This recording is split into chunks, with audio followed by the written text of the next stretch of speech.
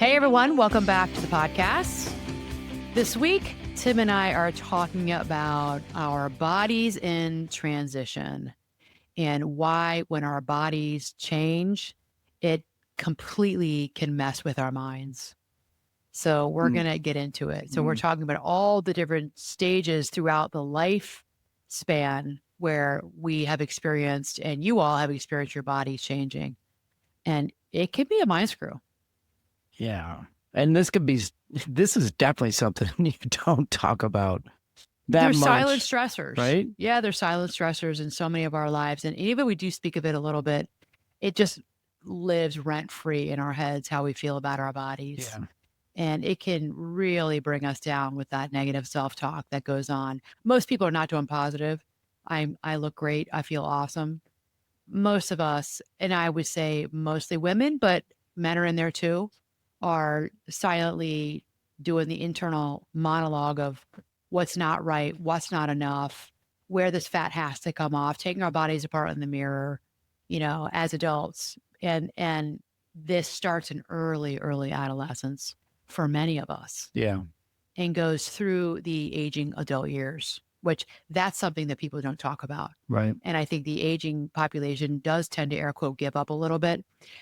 And they still, because I know I talk to them, they still have complaints and criticisms about their bodies. Now they have some wisdom and they know what their body has done for them, and they will still complain about the way they look. When do you think sad, when really, do you for all think of us. somebody decides like, all right, I am what I am in life? Like you're in your what? In your 50s, 60s, 70s, 80s, 90s. At what point it's like, you know what? The effort now doesn't really make as much sense anymore. I think it's a case by case basis. I think it does depend on the individual. So I don't want to make a blanket statement. I've heard and talked to so many women over the past, 3 decades about this very issue because many of you know, some of you don't know, I am an eating disorder specialist. Now it's very much a minority in my practice right now, but I know eating disorders and body image. I've been doing that for 30 years. So I've talked to kids young as 11 and 12, girls up to women in their 70s who've come to my practice because of any eating disorder or body image issues. So I know anecdotally the evidence in my office is it can span our lifespan. Yeah. There are the rare cases of seeing it in children. And I think it's more rare to see it in a 72-year-old. And we do see it. That's a tough one. I mean, because I think, really tough one. I mean, I think you and I both have probably had those moments where we're just like, okay, like you have this vision of like what you're going to turn your body into, right? You're training for this or that, or you're just whatever. You decided this is it. Starting today, I'm going to go and I'm going to do this or that. But like most of the time, that's just a dream, right? Yeah. Yeah. And I think that, we're born into the skin that we live in. Yeah. And where this all starts is in puberty for many, many people, especially girls. I'll read you the statistics in a minute, surprising statistics of what's been going on with this early puberty. And bodies are changing as early as 9 years old, 10, 11, 12. And I don't know now you can speak for yourself if you remember that time in your life when you were a very young adolescent. But I do remember being, 11 years old and not being ready for puberty and not wanting it because, 11 years old is still developmentally at the latency age. And I was a total tomboy. And all I cared about was being outside, running around, playing sports, hanging out with my friends, playing games, riding my bikes, finding a new adventure path to walk on. It's all I cared about. My dogs, I cared about the dogs. Like I was a kid and living fully my best life as a 10 and 11-year-old on swim team. It was all really sports and activities. And then I remember getting my period, but I didn't know I had it. I had no idea. My mother told me because she was doing my laundry. I know that could be some TMI, but that's how I found out that I got my period. She Right. told me. Yeah. And then she said, you need to start to take care of this. And I was like, oh, come on. Come on.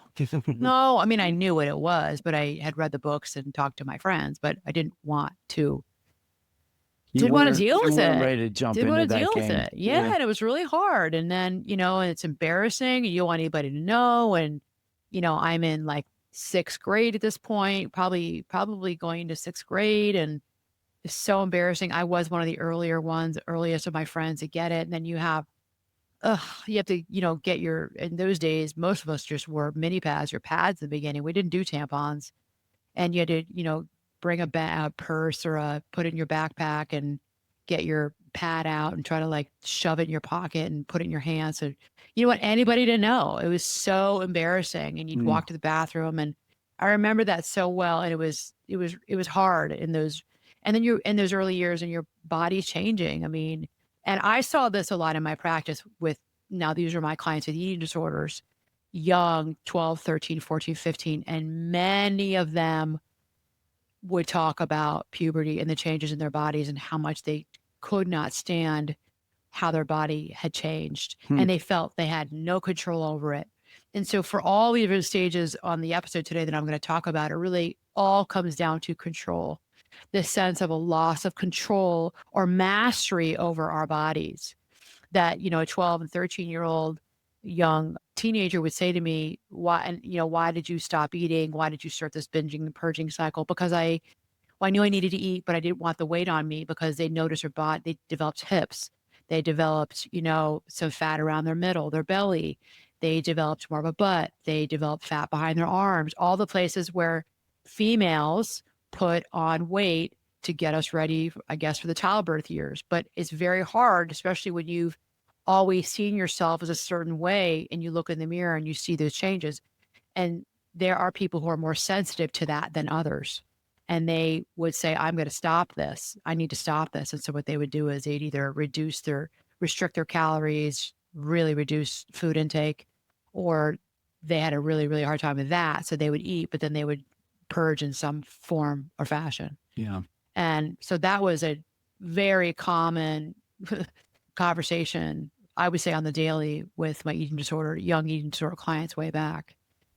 And now you're talking about it starting even younger, like the right? You're talking Well, about like, they would talk about, well, geez. these thoughts Yeah. started when I was 10 or 11, because now what we're seeing is, so here's some key findings in my research. The average onset for girls getting their periods has dropped 4 to 5 years since 1920. So Okay. I'm in this category. It's now hovering near the age of 11. And that was when I got my period. It used to be 13, 14. Yeah. By the past 100 years, it's gone earlier. I think that it does have to do with nutrition. I think it has to do with hormones, maybe the crap that's in our food, why that's happening. And that's why I just always got concerned about like that bovine growth hormone. And I stopped drinking it, and I didn't have my girls drink it.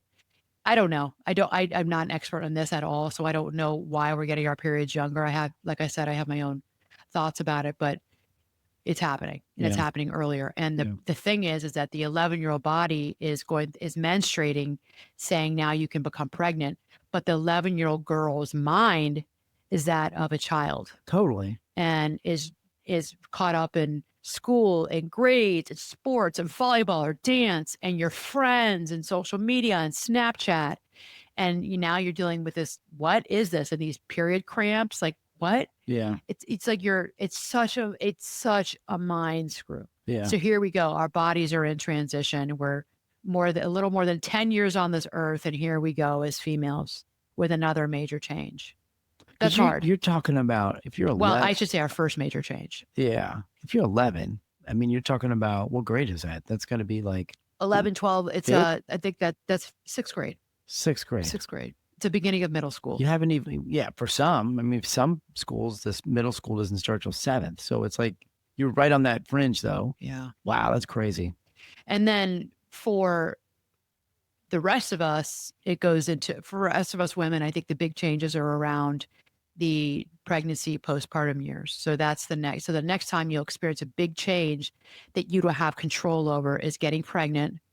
And then I think really more than pregnancy, it's the postpartum period of your body is completely misshapen. It's not what you're used to. It's not how you know it to be.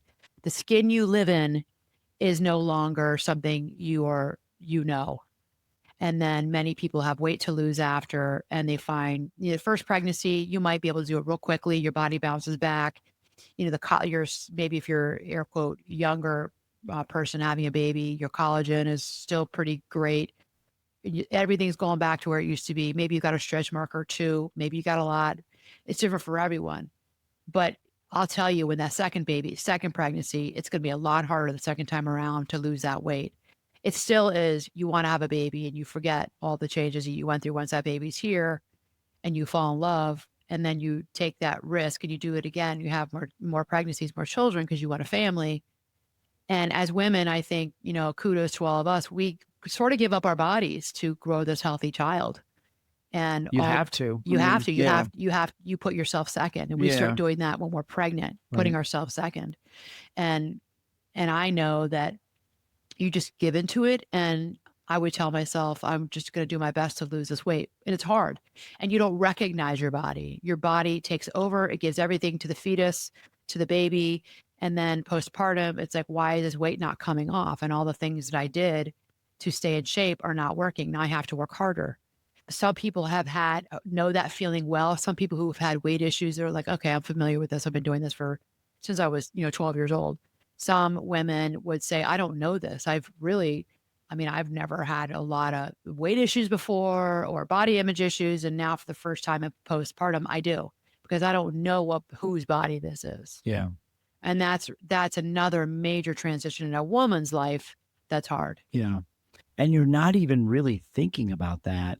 I mean, if you're talking about somebody that this is their first kid, right? And I mean, yeah, there's some things that are not so great in terms of how you feel and things that you're like seeing these initial changes, but like for the most part, it's like this happy time. It's like you're welcoming in this new, right? Right. And it's like all of your effort, you're building the nursery and you're getting your stuff, right? You're becoming prepared and your friends are really happy and they're throwing you And you may parties. love being pregnant. I mean, Right. it's a wonderful stage. And I Yeah. think many women do love being pregnant and love how it looks. Right. It's just nobody tells you when the baby comes Well, that there's all the leftover. right. Well, you would never think of that stuff, nor would anyone ever bring that up.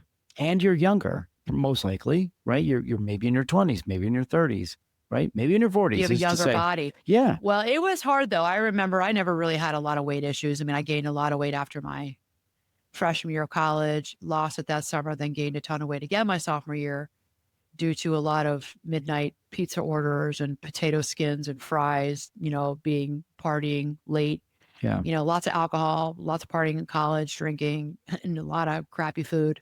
And I wasn't exercising in those years. But I lose it in the summers in between. My sophomore year, I went to the doctor for I think a physical, and I had gained so much weight. I was like 15 pounds heavier than I'd ever been. I was like, that's not right. That's not right. She's like, the nurse was looking at me. And that's not what the scale says. It's right And now. I like, oh my gosh, oh my gosh. And so I went home, and whenever I'd go home with my Italian kitchen with my parents, I got back, I re-regulated and got back to eating better again. And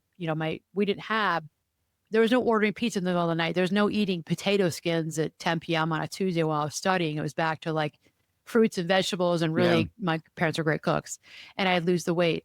And I kept it off. I started exercising. I kept it off, but you still feel like there's a sense of control or sense of, I got this. Okay, now I need to stop eating all that crappy food.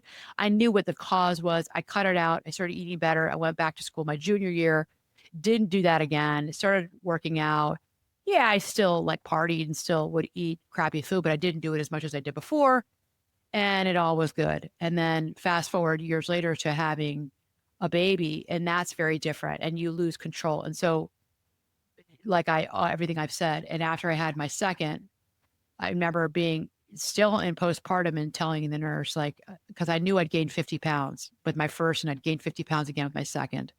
And for me, I had such a horrible morning sickness. The only thing that seemed to help my stomach was eating a lot of carbs, bread, pastas.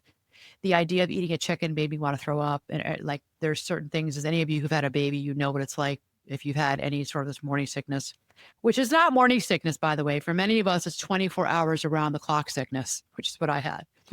And I remember saying to her, I've gained all this weight. And she's like, well, you've lost 25. She goes, you lost 25 with the baby. Marissa was like 9 pounds. She goes, include blood, include fluids. She's like, so you probably have 25. She goes, you probably have 20. She goes, you've lost 25. I'll never forget her saying to me, she goes, and the other 25 that you still have, that's all for you to lose on your own. I was like, thanks a lot, doctor. Female OB. I'm like, thanks a lot. That's I was like, hilarious. so annoyed by that comment. That next 25's on you. And I did. I had 25 pounds to Yeah. lose, and I was so overwhelmed by the amount of weight and overwhelmed with Samantha and Marissa that I air quote done this to myself. And the second time around, it took me a year to lose the weight from Samantha, and it took me only 6 months with Marissa, but I did it different, and I actually started running, and running really helped. And so, but it was this total sense of loss of control over my body. Like, okay, I gained weight in college. I was able to lose it in the summer. I did it again the next year. I was able to lose it again this summer. And I just changed what I ate. You know, I didn't eat crappy foods in the middle of the night anymore. I just started doing some exercise. And I always had a sense of control.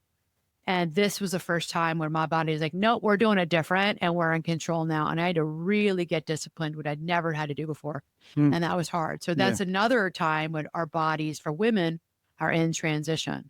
Yeah. And I don't think women talk enough about how miserable it makes them, because we're all supposed to be happy and, you know, joyful about the baby. And of course we are. But at the same time, and it's hard. And of course, we're always not happy about everything that goes along with it, like being sleep deprived.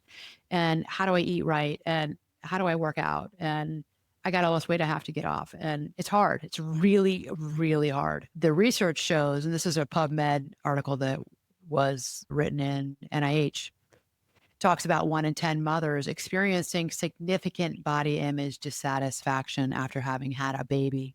And that is linked to higher depression at the 4 to 6 week postpartum period. So, you know, 1 in 10, you think, all right, you know, 9 out of 10 are doing pretty good. I personally think it's more than that. It sounds upside down. Right. I think that most of us know we'll get back there at some point. Yeah. It's just, it's a slog, it's a long road, and we have to be patient with ourselves.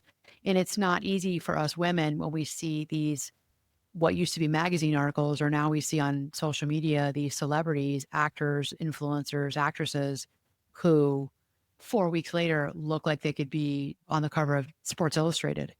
And it's just, it's such a high and unrealistic bar for 99% of the population of women who are having children. It's Right. ridiculous. Yeah. You're a freak of nature if 4 to 6 weeks later your belly is back and you must have been like, had no body fat anyway. Like, I don't know. It's really difficult, and it puts a lot of pressure on women with this nonverbal messaging that I don't know where you could be in the world. Maybe you're in some remote place where you have no access to any of this, which good for you. But most of us who are in at least a first or second world country, we see these images Yeah. of every socioeconomic status. Everybody's got a phone, which is amazing, right? Everybody's got a phone. Everybody can be on Instagram or TikTok or whatever your social media app is and see what other people look like. And we do the compare and despair. We compare ourselves to other people and despair that we're not like that.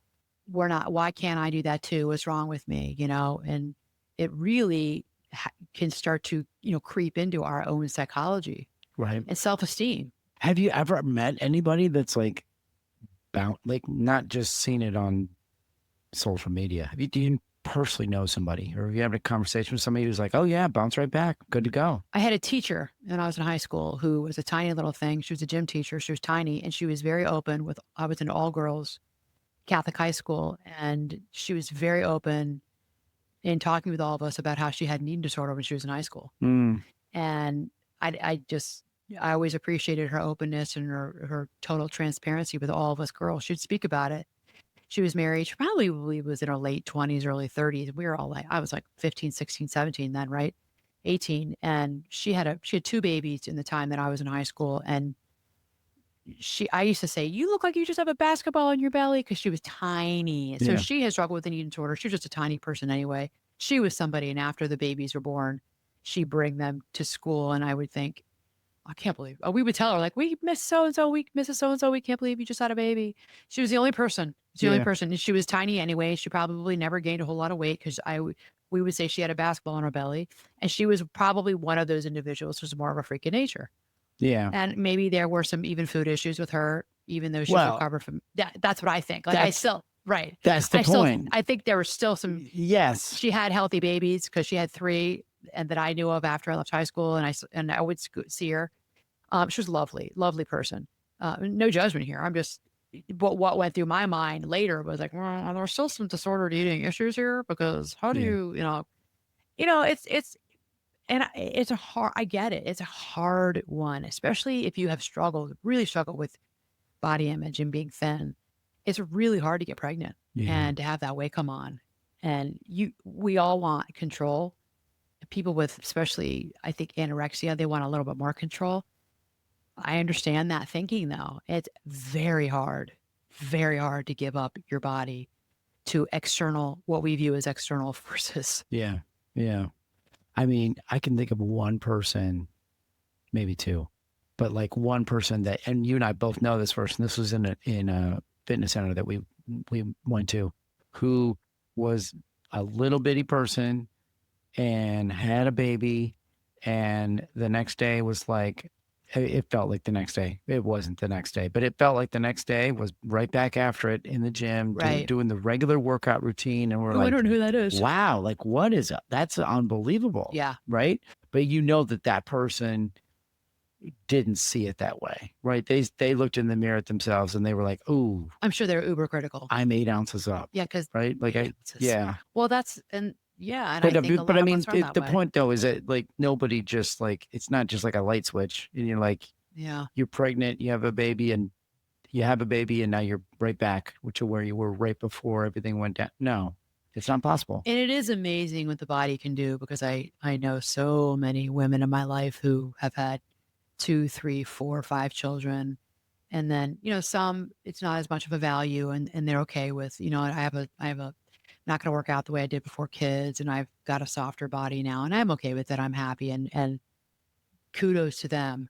I probably know more women who've kept at it with like their fitness routines, got back into it, whether it be running or strength training or biking, triathletes. And all those women, they're all moms Mm, that I raced with and raced against all those years and trained with. And I want to tell everybody who's, in the early years of pregnancy and postpartum, oh, don't worry, you can get your body back and you can get it back even better if you want. If you want, if you don't want, that's fine. But you see these like badass women, like, geez, they have just come back. yeah. So there's a lot of course, there's so much hope and if you have the desire, you can do it, Yeah. but, Yeah. but still it's a whole, we're going through this transition in our lives that can take hold of us like puberty. Pregnancy is like that. And then for us women, the next phase is perimenopause and menopause. And that for me, I think this has been the hardest phase probably out of all three of them. If we're Mm, going to take these are the three top for women: puberty, pregnancy, postpartum, perimenopause/menopause. This has been the hardest for me. 55% of women ages 30 to 35 already are reporting moderate to severe perimenopausal symptoms. That is remarkable to wow. me. 30 to 35. 30 to 35, 55%. So more than half of women today Yeah. in this country between the ages of 30 and 35, that's our oldest daughter's age, are already reporting moderate to severe perimenopausal symptoms. Wow. Yet most don't seek help until they're at least 56 years old. Yep. What's up with that? So there's a Yeah. silent suffering Yeah. that's going on for some more than 20 years. Yeah. Well, they're chalking it up to other things. They're chalking it up to, because perimenopause, you're still getting your period. Could I chalk it up to, am I depressed? Am I just massively stressed out with work and life and kids, family stuff? Maybe there's been a crisis. Like we chalk it up to all these other things. Maybe you get a hot flash here and there. You don't think it's not perimenopause. I'm too young for that. I'm 32 years old, and no, that's like for air quote old people. That's like my mom, Yeah. and little did we know and realize until now that actually it could be perimenopausal symptoms in you. So you're going through hormonal changes. Yeah. So what do you attribute that to? Is that not enough education about it? Like not Yes. enough? Yes, information? the medical field has Yeah, not done research and studies on women, number one, women, because we're not research, just historically has been men. Now this is changing, but up until like 5 years ago, all the research and studies are done on men, male bodies. Thus, we don't have research and knowledge about perimenopausal symptoms in women. And number two, so it's women and it's menopause. There hasn't been an interest. And this is my bias, but there's truth to this. It's mostly men who have been doing the research historically, and men have not been interested in women, gender specific, female specific symptoms and diagnoses. So they haven't done the research. And we're getting louder and we're talking more. And I think there are more women researchers who are sure. interested in this, Yeah, more female doctors, scientific neuroscience, and gynecological researchers who are interested in looking at what it is women have been talking about for many, many years. They viewed us as hysterical. That's, histrionics, hysterectomy comes from women, hysterical women. That's our whole history. I could do a whole episode on the history of all this for us women. All that to say, we have not been taken seriously. Our symptoms, we've been poo pooed, we've been dismissed, we've been diminished and told, just deal with it. You'll be okay. It's fine. It's fine. You're just stressed out. You just need to go like take a nap. No, it's a lot more than that. But we believe we are being gaslit, and we believe what we are being told about ourselves. yeah, So we dismissed ourselves, we diminished ourselves. And plus, we had mental labor and we had to just keep going because we had food to get on the table. We had to get up early, and we got a kid that's sick and throwing up. We got to do the do and take care of everyone. right. So we put ourselves last. Yeah, And that has been that way for generations.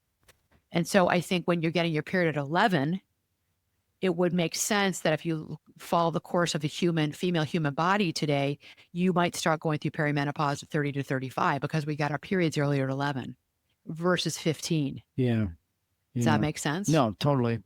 And so I think, don't you think also, there's more interest now in being educated and Right. educating yourself, right? I Right. think that the interest level in 2025 versus what it was back in the 90s, 80s, 70s, 60s is way different, right? That's safe to say. And then wouldn't you say that the age has shifted? Like it's happening earlier? What was the age, like the average age, like back in the 60s, 70s? Where I this, mean, I didn't look into that. I just I don't know. curious. I Yeah. think it probably was maybe the late 40s, early 50s. Yeah. I remember being in my junior year of college. I studied abroad and my parents were visiting. So I was 23 or 40. My mom was probably 52, Okay. around my age now. I remember her having a hot flash and she was laughing about it. And I was like, and I knew I knew the term hot flashes. I knew that that was menopause. It's the only thing I really knew about menopause is that women have hot flashes. And my mother was a quieter, more introverted person. And I remember standing in the median. We were in Rome in Trastevere. I think we are getting on a bus, or I was making my parents take the bus because I like wanted them to live life the way I was living it. Yeah. And I think we're at the bus stop in a major median, and we were leaving dinner, and she's like, "I'm so hot. I just want to take my clothes off." I was like, Mom. I was like 21 years old. I'm like, Mom, stop. And your mom was in her She's 50s. probably 52, Okay. 51, and she never spoke like that. Like my Yeah. mom never talked that way. She was Yeah. laughing. She was laughing. Like, oh my God. So I remember her taking off her scarf. They were there in March and she was unbuttoning her trench coat. And I'm like, what are you doing? Should I just like take my clothes off? I'm so hot. That's And that funny. was my one memory of a hot flash in my mother.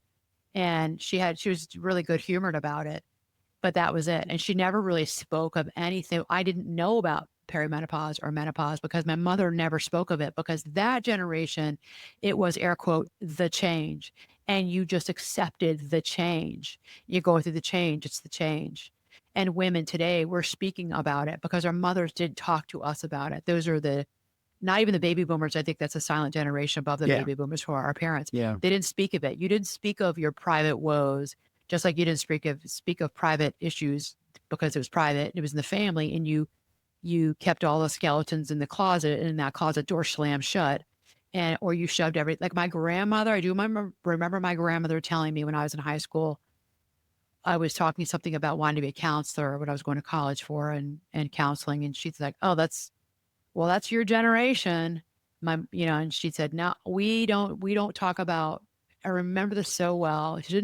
I didn't I didn't have these conversations with her, but probably the only one I ever did because I wasn't that close to her, but she wasn't as emotionally available. And I do remember her saying, we keep our problems in the house and actually you push them under the rug. That's Mm, what we do. That's what you do. yeah. Like, well, that's not what I want to do. That's not what Yeah. Well, the it's a shift, right? shift. That was a big shift. So they didn't Yeah. talk about menopausal symptoms. Yeah. Everybody just dealt with it. So my generation, I'm Gen X, and the millennials behind me who are going through this now too, we're talking about it more. We're demanding answers. We want to know why this is happening.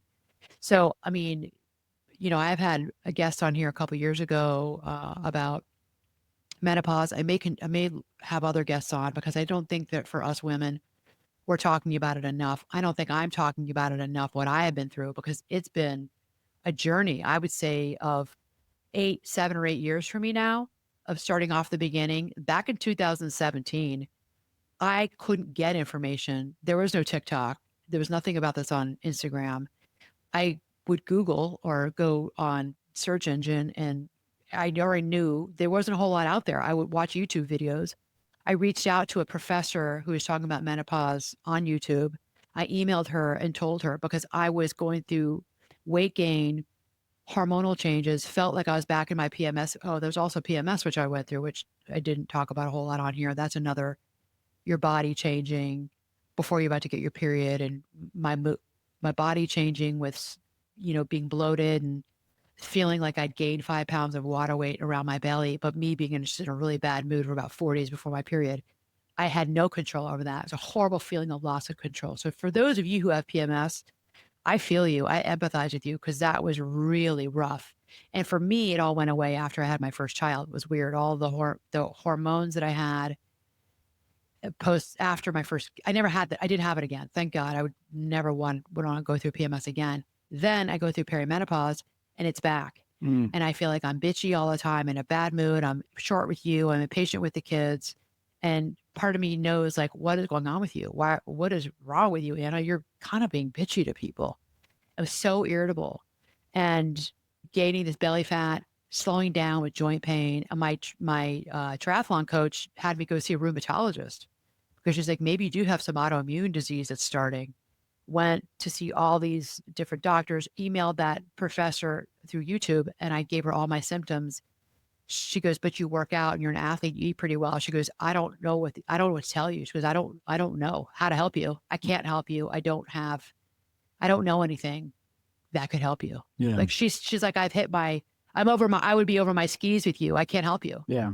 And so I was on my own. I was such a alone and lonely feeling going through all this perimenopause. So if you've been through it, let me tell you, I'm here for you and I understand what it is. It's really, really rough to watch. Like I have a friend that just this week who is in great shape. She's a boxer, boxes all the time, eats really well. I mean, really takes care of herself. And she has gained, how much weight has she gained?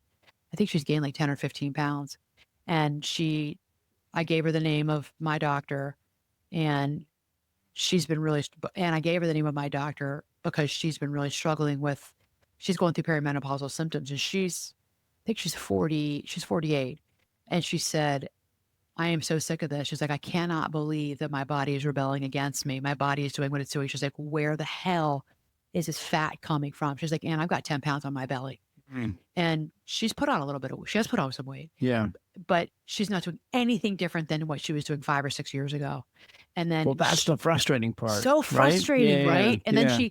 And then she said to me, she goes, we were texting and she said, I just want to like say screw it. She goes, I seriously just want to like go drink and eat all the the fatty foods, the worst foods in the world that I don't allow myself to eat. I just want to basically say like F it. I'm gonna go drink alcohol and I'm gonna go and eat because I'm tired of this. Because look at all the, I mean, she was like, when I saw her, she was in tears, and now we're texting a month later and she's like, she's a mess. Mm, And I so get it. So I'm actually continuing to help her with this doctor. And if not, we're going to go to plan B. So there's a lot of other ways that I can help her. And I actually have coaching clients where this comes up, and we will spend an entire session and they say to me, you know what I want to do. So sometimes it would be like counseling light or talking to them about like maybe confidence, or we're working on confidence. They say, you know what, Anna, what I'd like to do today is I'd like for you and me together, do the research, let's say in Chicago or in LA, and look for a menopausal specialist for me, look for somebody for me, because I don't have time because I'm so busy. And when I get off this call with you, I got to go back to work. I have to go back to this and that. I know you tell me to do these things in my action steps, but I'm having a hard time doing it. Can we just do it right now? And I've been doing that in coaching sessions, and they all say, this was so helpful because if I didn't do it right now with you, I wouldn't have done it. And now I've got 3 doctors to call, Yeah. or I've got 3 functional medicine doctors or naturopaths, whatever it is that they're looking for, that together, I'm helping them find what's the best fit for them, because it's a complete sense of loss of control and you don't know who's out there to help you. I mean, I think it's the biggest mind screw for all of us women in this phase in our lives. Yeah. I think it's good you do that. I mean, it's almost like a little workshop. You know what I mean? Yeah. I mean, this week, I two people this week I did it with, and the client on Wednesday, she just said, this was the best use of my time with you. Like for this week, she goes, I know we do all the other stuff and you're going to talk to me about, all the other, coaching things that she came to me for. She goes, but this week I needed to do this because this menopausal stuff, or maybe it's some other healthcare in the family, I need help with it. And I don't know. And I do know, having been in the medical background for so many years, I know things they don't know. I have an insight that you all don't have. I have that. Yeah. So, and my one client said, I never would have thought to look for this type of doctor. I'm like, yes. And sometimes I'm surprised at how little lay people don't know. But then I think, wait a minute, Anna, I've been around medicine my entire life because of my background with my family. You don't know what you don't know. Right, right. Yeah. Like even something simple as, like, I was talking to my brother about my mom, or maybe it was my dad a few years ago, and he's the caregiver. And I said, you got to call this doc. And he's like, why do you keep saying doc? It's something as simple as, I'm like, oh, doctor. Yeah. Call this doctor. He goes, oh, I wasn't sure. You keep saying doc.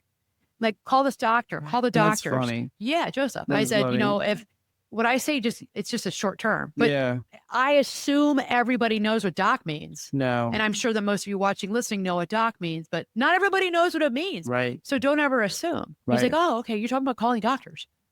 That's good. So have you, and I would be remiss if we went through this episode and didn't talk about males' bodies in transition, because Sure. I'm talking about all women, females, Yeah. like puberty for girls, pregnancy, postpartum women, and then I'm talking about perimenopause and menopause, and all the times our bodies are changing and that we lose control. And we'll get into a little bit of how we can start to take control back and think differently about these changes in our lives, because you can listen to this whole episode and think it's all negative, negative, negative. It's not all negative. Let's get into the positives. But before we do that, I want to know I've seen your body change, and what's it been like for you as a man Well, let's start, I guess. with puberty? We'll start the puberty level, right? Because you also have to think about when we're talking about. So my experience with puberty was back in the 70s, right? Yeah. Late 70s, early 80s? Probably. Late 70s. You're old. Well, what are you talking about? We're like the same You're age, old. basically. So, no, but so like when in puberty, and for males, I think it's a way different thing, right? There's not as much to it, but I just remember that like it all happened. It must have been probably about the same time you're talking about, going out of 6th grade, going into 7th grade. So our middle school was 7th, 8th Boys grade. go through puberty later than girls in general. In general, yes. Yeah, you guys were like 13, 14. Yeah. So Yeah. for me, it wasn't in 6th grade. It was in middle school. It was either 7th or 8th. I don't remember which one, but it was in that general time frame. And I remember it was just like one of those things where like you go out of middle school and like all is well, you're a kid. And then all of a sudden you go into elementary school. And then you go into middle school and all of a sudden it's like a lot of things are different, right? Now you're on a sports team. Now you're like, okay, now it's going to be like a group shower. Like everybody, it's football practice. You get done. Right. So that was like you didn't do that in 6th grade? No. But middle school sports, it was middle a group school shower? sports. It's like, so you see each other's naked bodies. Yes. So this is the shower and there's like spigots all the way around it. Right. And then it's like, we're all standing there. It's like, we all know each other because we've known each other since we're children. And now we're all like naked in a shower together, and our bodies are starting to change. And everybody, and like some people are like well into that, like their body is like they little have pubic hair. Yes. And some not so much. Yeah. And so there's that whole like Oh, that's So so, embarrassed. and you, Either way, I'd be either embarrassed. way, If I had gone through yes, puberty, was more advanced than you, right, and versus I would be so right, right, embarrassed. Like, right. there are people like covering up their privates with Oh, their all hands. the time. And that's just Yeah. how it went. Oh, I don't like. I see. I went to all girls high school, and we didn't have that 7th. I went to Catholic grade school, so we didn't have any of that. Yeah. You just went to practice and you went home. You didn't have group showers and we didn't Right. have that. Right. Right. Right. I had my brothers were in public school though, and Yeah. what? I I don't never heard this. Yeah. Yeah. And I think the only time before that where I had been in a situation like that was probably young, in a younger age, was probably like with swim lessons. Do you remember what it felt like? So girls didn't do that. I don't think girls all took naked showers in a group setting. I don't know. I really don't know. I mean, I know when we swim at our high school here in the pool, they have in the girls' locker room. Right. There is a big, you're right. Yeah, we do too. They probably do too, the high school, because it's the big, huge room with all the spigots coming out. Because we all shower in them, the master swim women. Right. Some people just rinse off with their bathing suit on. We're older though, and a lot of women just take their bathing suit off and get naked. No one cares. Yes. But as a Don't 12-year-old, yeah, it's different. you're so self-conscious of your It's different. Yeah. body. I remember like the first, so it probably was like our first football practice, because that would be the first sport that we would go into in the fall, right? So it Right. was probably our first football practice, and you get done, and this is an after school practice, so Right. it's like the activity after school, and then it's like, all right, everybody's got to take a shower after practice, and everybody, and it doesn't hit you until it hits you, and then you're like, oh, we're all going in there, and it's like, Oh, let's go. Like we got the coaches are like, we got to get you on a bus. We got to get you home. And you're like, there's not a lot of time to really overthink it. It's like, you just got to drop your do you remember clothes. how you felt? I felt weird. I felt like awkward. I felt everyone did. And it was like, Talk about literally exposed. you're it's as much exposed as you You're can be. physically exposed and Yes. also emotionally probably feels exposing as well. Yeah. Yeah. Yeah. And, yeah. and so that it probably felt uncomfortable maybe for like a week, because it was so different, new, you know what I mean? Is anybody like arrogant or cocky about their body? Oh yeah, there was that group, and then there was the group that would like completely drag their Because feet. you look like you were a 10-year-old little boy, and some of you look like you're a 15-year-old boy who'd had body hair, Right, pubic hair right. under your armpits. You Yeah. had maybe, I don't know, your genitalia is different. Yeah, Like, and they were like, yeah, I'm the man. And Right. then the boys who hadn't gone through puberty so much yet still look like children. yeah. And you had Wow, that's you yeah. covered that whole spectrum with the football team. You know, I have never thought about that before. So Yeah. that's a good insight. Yeah. Okay, so then go into okay, so you wouldn't when did you have any like issues with your body changing? Because you didn't have any of the pregnancy postpartum period. No, When did you have it again? I think it probably came from a different side of it. It probably was like, because then we would all get into like, there's off-season conditioning. You're going into high school sports, and you want your body to develop more than it does, or faster than it does. And as a male, I mean, even now you'll say like, oh man, you'll start lifting and your body changes quicker than Immediately. mine. I'm so right? jealous of it. Yes. But I think back in the day, like we all wanted it to be even faster than that. wow. So that was a bit of like, oh, like how hard can you work? How much time can Was you there a put in? competition, you think? Not well. I the think you're with just the- competing with yourself, because you knew that the more you could get yourself in shape and the bigger you could make yourself, the better you would be when you got into your sport, whether it was football, basketball, track. I mean, all of them, right? Like you wanted to be the strongest version of yourself Right, that you right. could do. So So you're saying you were struggling with your body not changing in the enough. positive enough in the way Enough. you wanted it to be. Yeah. Yeah. So you're impatient. to You're have it impatient. change. Yeah, totally impatient. You want it to happen quicker, but then you have to think like, well, there is some science in this too. It's like your body is like, we're all built differently. Right. Our genes are different. Right. Right. So they like, you might have visions of being 180 pounds, and you'll never in your best day ever get over 160. Right. Yeah, Like that's just yeah. not in the cards for you, And then I noticed it with you. I noticed your body changing for both of us. For me, menopause, and you just the later middle age years Mhm. and we see this with men. And I really feel for men because balding, male pattern baldness starts. And we even talked about that with women, happens with women in menopause too. I have half the hair on my head that I had 8 years ago. And we have balding too, but not like men. So many men start with early premature male pattern baldness, maybe in their 20s, but 30s, 40s, the receding hairlines, and many men have baldness on the top or in different parts. Like that's a big, big body image change for men. Yeah. And then a lot of men, like women, gain weight because they're not an athlete in high school anymore. Or maybe it starts for some in college, and many it starts in the 30s. I'm seeing it starting in the 40s and 50s where we just start to slow down and they're, crazy busy with work, and they're a lot of time sedentary in a car or at the workplace, and they're not doing their fitness, and maybe they've given up a little bit on their nutrition. They're eating one too many, they order out too much. They're drinking a lot of alcohol more because there's, a lot of whining and dining or whatever it might be, or you're wanting to de-stress and you get home from work and you're having a few beers and you're not getting up at, 6 before work the next day or whatever it might be for you and working out. So Yeah. we're seeing men with bellies, a lot of men in North America with these big bellies. And that's nothing like how they used to look. Right. And right. Right. And they look 100%. and they look and they're like, what, like, What's up with that? but Yeah. I don't hear men complaining about it. I hear women because I have a lot of clients who are divorced and on the dating apps, and women who've kept themselves looking pretty decent. And I cannot tell you the amount of times I hear women say these men my age have let themselves go. A lot of men have let themselves go. Yeah. And it's harder to find a guy, especially on a dating app, that's still pretty fit who's 58 years old. But a lot of them are not fit anymore. And, the people that I talk to tend to be, fitter or making an effort at least, and Yeah. they're like, I can't, that's not good for me. I don't want to be around that. You have to be able to, or be willing to go for a 5-mile walk or so whatever, Something. or go to Yeah. spin class or be able Some to, type of movement. you need to be able to, Yeah. I want that. I want you to have some sort of fitness in your lifestyle. Yeah.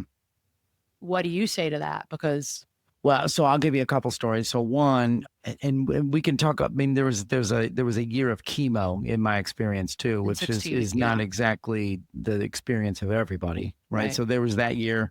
I kind of consider that to be kind of the unicorn year, where it was kind of its own thing, Not a and good unicorn year, not a good one, but a but unicorn you're year. alive today. So Yeah, thank you, but there God. was definitely a lot of body changes all over the place with And I don't that. think that they don't tell you because you're just trying to save your life. The doctors and the nurses are not going to talk to you about the changes that are coming in your body, because the talk, of course, as it should be and ought to be and is this is what you need to do to get this cancer out of your body, and this is what you will do, and we Yeah, go along with it.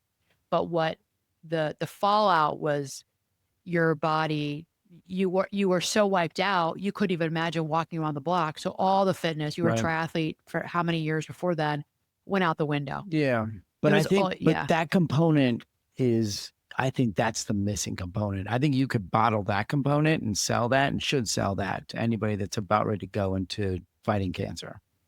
Is talking about the mental side of it, and the physical changes that are going to come up, and like how you don't have control of yourself at that Because people point. have no idea You don't when they're have any, going into you have it, but they can't. They're so no, overwhelmed with the diagnosis, yeah, and and so afraid.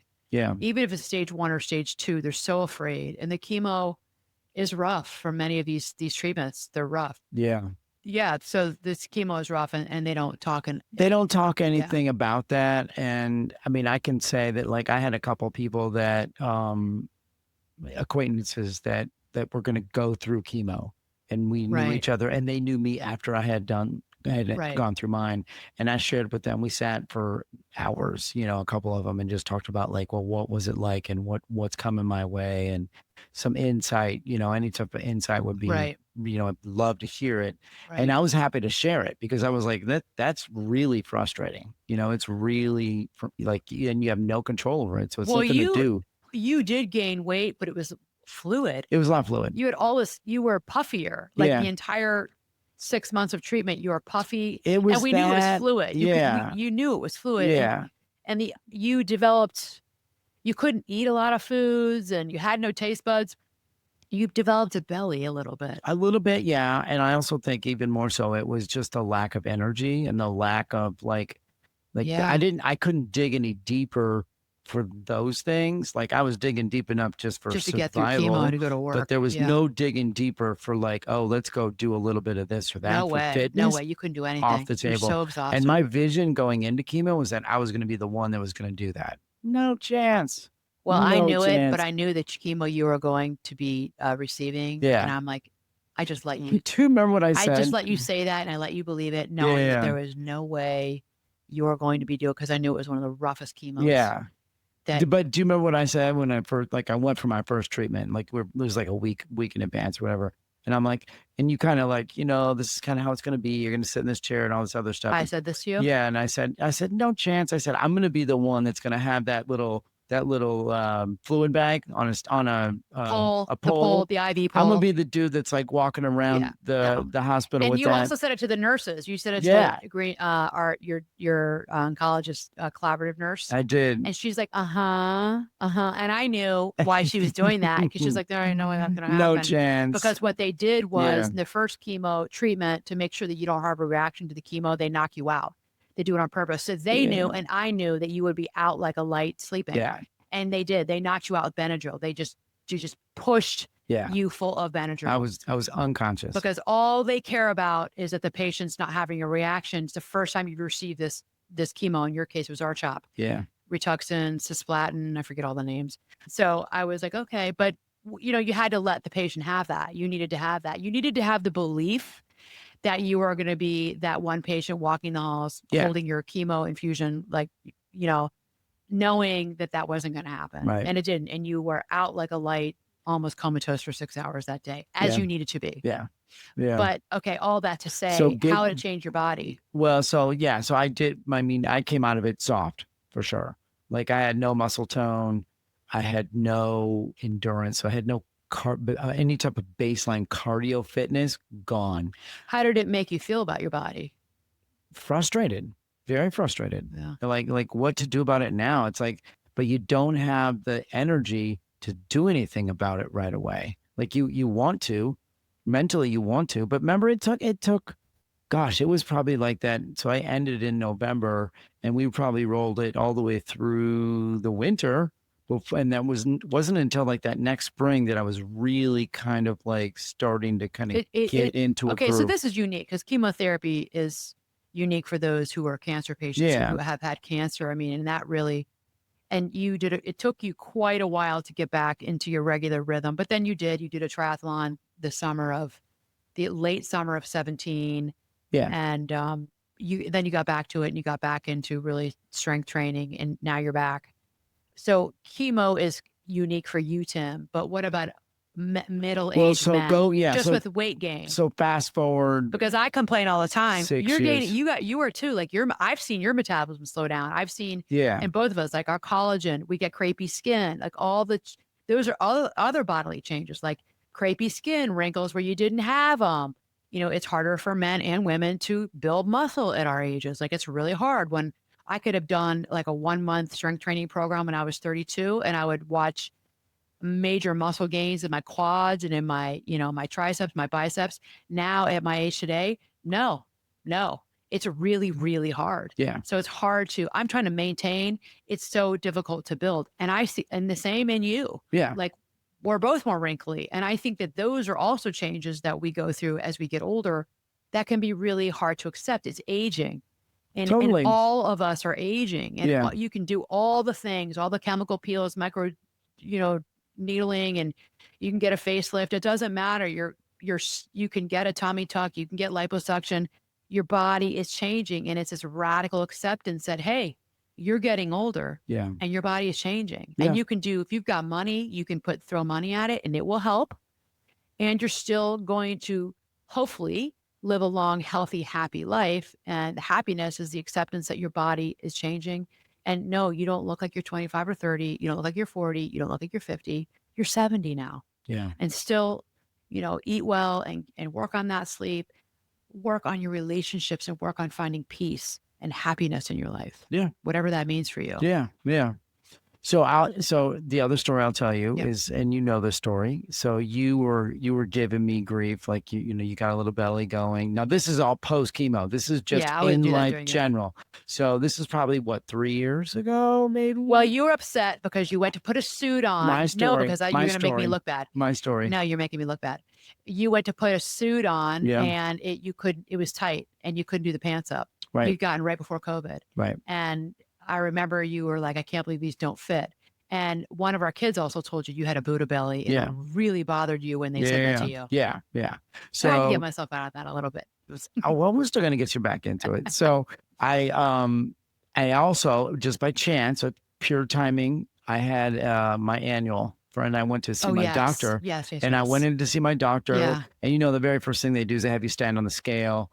And my weight, it fluctuates, maybe it's about a 5 pound window normally, just in life. Like whatever that number is, it's shifted over the years, but it's always been like within 5 pounds. I stepped on the scale and I was 12 pounds or 13 pounds Wow. more Yeah. than any number I had ever seen In your life. before. Yeah. And I was like, wait, That really bothered. that Yeah. can't be right. And the nurse was like, well, yeah, I mean, it is. And I was like, what? And so I went in, and then you go sit with the doctor, and he goes, how do you feel? And I said, well, I'm upset now because of that number that was on the scale. And he's like, okay. And I said, yeah, I said, I'm not really overly excited about like my body composition right now. And he goes, yeah, he goes, you probably could lose a few pounds. And I was like, okay.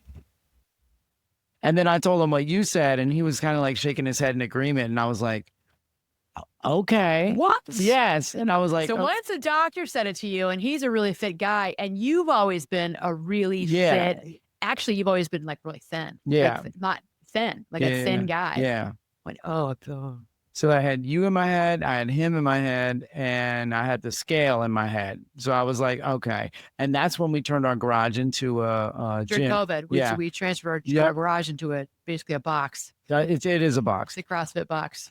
And you know that I've not historically been one since what, 2000, to be like all in on lifting weights. No, you don't like I've doing it. not been that person. Yeah. Now I'm that person. Well, you've really changed Yeah. your habits. You've Yeah. changed your mindset. You've changed Yeah. a lot of things. Yeah. And I knew I had 1 year because I was like, okay, I'm gonna be damn sure when I go back to see my doctor a year from now, it's gonna be a whole different And did you conversation. lose 13 pounds? Yo, totally. Totally. My You body did. composition Yeah. was way And it different. makes me jealous because women, we don't, and you did this one other time, you do a P90X back in like 2008 or 9. I watched your body change Yeah. dramatically. You did that 3-month program with Tony Horton. And I was doing it and I didn't see any changes. It was weird. And I was jealous of you. I was jealous of how you looked. I'm like, wow, we're just different. Men and women are different. And I saw Yeah. it again this time. Your body really changed. Yeah. Good. So good for Yeah. you. But Yeah. it took the doctor saying something. It took all of that to happen. So sometimes it takes Shake me someone up. who's not as more objective, not a wife or a husband, or someone who's close to us, because we're like, yeah, you always say stuff like that, or I'm not going to listen to you. It took an objective medical doctor to say to you, no, you could lose some weight. Yeah. Interesting. Yeah. Okay, But let me go say ahead. this All other right. thing about Yep. males, and then we'll jump into that. So I think with males, and I've heard people say this, and I've had conversations with other males my age say this over the last several decades, but like, I think we always have like this vision of like, we're gonna start fresh, and we're gonna jump into this new training program, Right. which is gonna translate into fill in the blank. For some people, it's they want to become bigger, they want to gain more weight, like muscle weight. For Right. some people, it's they want to lose muscle, or they want to lose fat, right? Right. They want to change the composition. Or for some people, it's like they want to perform faster, or you know what I mean? Right. Like their endurance. It's more of an endurance situation Yeah. for them. I'd be quicker. Yeah. So I think with guys, like that's always a thing. And it's like, it's not real though. Right. Like there is a limit to that dream. Like you can, like I'll go with outside and I'll go lift weights. I'm like, okay, now I'm going to really push this next couple of months, and I'm going to gain, and I'm going to transform. And it's like, it doesn't really happen. Like it might happen a little bit, but it doesn't happen like in the Because it's consistency over years. Yeah. Yeah. So it's like you want like, bam, you want that. Right. It's not going to happen. And that's what happens. And then we get impatient. We say it's not changing. We walk away. Well, there you go. And so then you back away and you're doing exactly opposite of all the things that you Right. would need to do to support that vision and Right. dream, you Right. know? And that's the tough part, I think, for males is Yeah. that you look in the mirror and you're like, oh man, I think that I could look like or get my body to do this or that. And you maybe could, but most of the time, probably not, Yeah. you know? Okay. So, yeah.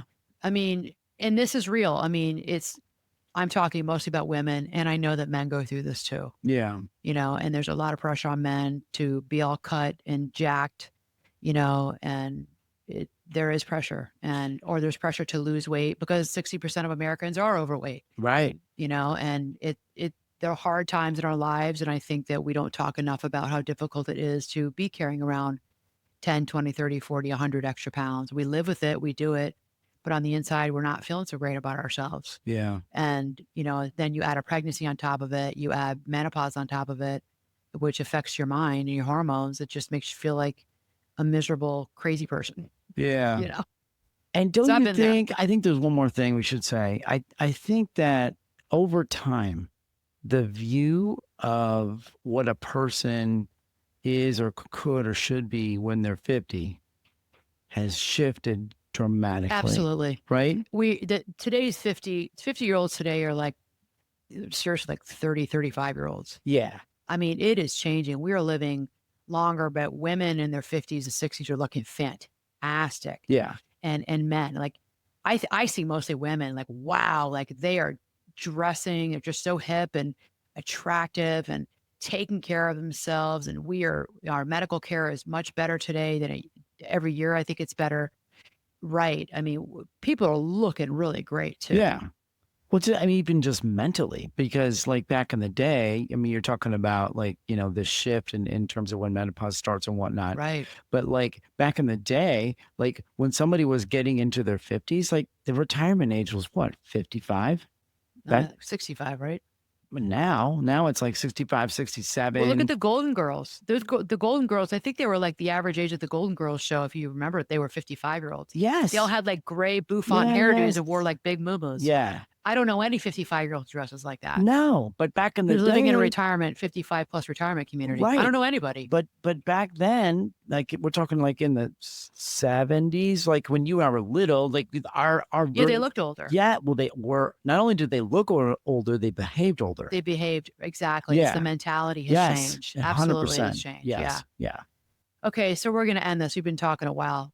This is a big conversation, but let's go into, what you all can do, because I don't want this Mm, to just be an episode about, yeah, yeah, yeah, we know all this, Anna and Tim, like these are all the negatives. So what do you do with all this? And how can we maybe switch our mindsets a bit about our bodies in transition? So, here are your power moves. Number one, I want you to start when you're in these changes in your lives, I want you to start to track it. I want you to track and log your sleep, track your mood, get out a journal, get out a piece of paper, get a notebook out. And every day, if you can, at least 5 days a week, write down at the end of the day, or in the morning, how did I sleep last night? What's my mood like today? Look at, if you're going through perimenopause or menopause, look at your periods. Did I get my period this month? What was it? What was it like? Am I having, do I have hot flashes? How bad are they? Rate them on a scale of 1 to 10. Okay. And then do that for a month. And then I want you to make an appointment with your gynae or your primary care physician, your functional medicine doctor. And I want you to take that into your doctor. And I want you to go through that with your doctor. mm, Okay. The more information they have, the better that they can help you. Okay. So most of us are not doing this. I'd say 99.9% of us are not doing this. And we go in and we talk in generalities for the most part about, like, I'm just sleeping terribly. Well, let's break that down a little bit more. So you be the advocate for yourself. You be a better patient and track and log these things and then bring it in. And you're going to be a much more informed and educated patient for your doctor, because they have 10 minutes to see you. We all know they have no time anymore. The more information you can give them in a short period of time, let's see what they do with that. Okay. And then it's so unfortunate. I know Like it's just that. the world we're living in today. We have to be, so we have to empower ourselves to Yeah. be not that we're not good patients, but we have to be a more empowered patient. I'd Yeah, say a better patient, empowered patient. You are paying for that, right? Whether it be through insurance or out of pocket, it doesn't matter. You're paying for totally. it. See the doctor, give them your information, and make them sit there a little bit longer if you can, and go through what you're seeing in yourself. And okay, and then talk to them about, hear what they have to say, and then ask them this question. It's really important. What else? What else can you share with me? What else can I do? Make them think outside the box. Make them sit for a minute and think about all of their resources, because many of them have more resources than they're telling you, not because they want to not tell you or they're holding back from you. They just have to get out of the examining room and get into the next room to see the next patient. It truly is a time thing. Yeah, And they want to see as many patients as possible, either because of what they're getting paid, and they just have a crap ton of patients to see that afternoon or that morning. All yeah, right. So say to them, I've given you this information. What else can you help me with? What other resources are out there for me? How else can you help me? Put it on them yeah. and make them sit for a minute and think about how else I can help you. Well, now you think of it, you could see a dietitian. There's this dietitian I know. Okay, here's her name. Let me go get her card. I'll be right back. This happened to me when I was at the doctor 2 months ago. Yeah. Oh, yeah, yeah, yeah. There's this, I forgot. Oh, yeah, yeah, you can go see this person that does a special type of physical therapy. If I had sat there and made him pay attention to me and asking questions about what else, what else, what else, he probably would never have gone there with me. Hmm. And I know he wanted to leave. I could always tell because he always has his shoulders towards the door. Like the way he stands body language. He's on his way out. I know he's always out the door, but I'm like, Yeah. wait a minute. I am here for my appointment with you. And I had to drive here and come in and see you. And you're my doctor. And I need help with this. And he always, with his shoulder halfway out the door, he's like, well, yeah, there is this and that. And okay, I'll be right back. And he went and he asked the nurse and he got the information and he brought it back to me. He Yeah. wouldn't have done that if it didn't press him. Yeah. Okay. So track and log your sleep, your moods, if you're perimenopause, menopause, your menstrual cycle, your hot flashes, all the things. If you have joint pain, if you feel depressed, and hand that information over to them. Okay. Talk to them and then say what else. All right. Really important. Okay. And here's a number two I want to say to you, which I think is really important. So all of these different times in our lives, we're talking about how it's negative and how we don't like it and how we lose control. Well, I want you to think about this time in your life and what it did for you, what it gave you. What did it give you? What did getting your period give you? What did you learn from that? What did pregnancy and that postpartum period, what did you learn from that? What did you get? I think that like puberty may be a time of, maybe we grew in some sort of creative way. Maybe that was like 11, 12, 13. Maybe what did I learn about myself during that time? I learned maybe who I learned about friendship. I learned about, how I could still be a really good soccer athlete even with my period. I mean, even something as small as that. Think about that postpartum period. What did you gain from that period in your life emotionally, psychologically? You gained resilience. You saw that your body could carry a baby. You went through 10 months of pregnancy and the postpartum period and sore nipples because you were nursing and not getting any sleep and fat that you still had to lose. But look at you. You were resilient. You grew a child. You were resilient. You were strong. You're stronger than you know. So let's flip the script on this a little bit and think about what we gained, how we grew as a person, Yeah. right? I mean, you could do a whole episode on the opposite of this, right? Because you're talking Yeah. about changes in your body. Well, there's a lot of positive changes in our bodies that happen over the decades as well, I think you and I right? have realized, for me, it's menopause. For you, it's just maybe middle age, but men go through middle age changes as well. And Yeah. what I think we both learned is that, all right, it's different and it's hard to build muscle. And there's a lot of negatives here, right? We've Yeah. got belly fat and we can do it different. We can get into a consistent strength training program because that's what's best for middle aged men and women versus Yeah. the cardio, which we did for years. And that's empowering that, hey, no, it not all is not lost. We just have to learn differently.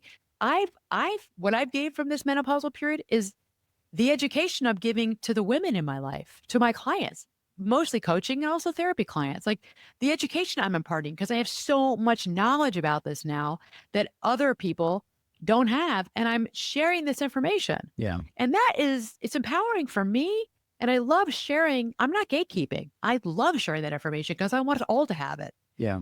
you Yeah. know? So, I mean, I think for me, it's like, I mean, I think of like some of the athletes that come and yeah, train and take some of my whatever it is, could be open water stuff or anything, right. you know. Personal training. And there are people that are far older than I am, right? And they're not hanging it up. They're still trying to Right. like put their wetsuit on, or they're trying to like they get up and they get in that cold water at the pool. More power You know to what I them, mean? huh? So good for you. It's like, Yeah. go out and do some stuff. And like you and I have seen so many people that don't do those things. We could probably right now write a whole Right. long list of people that we actually know that don't do any of that stuff.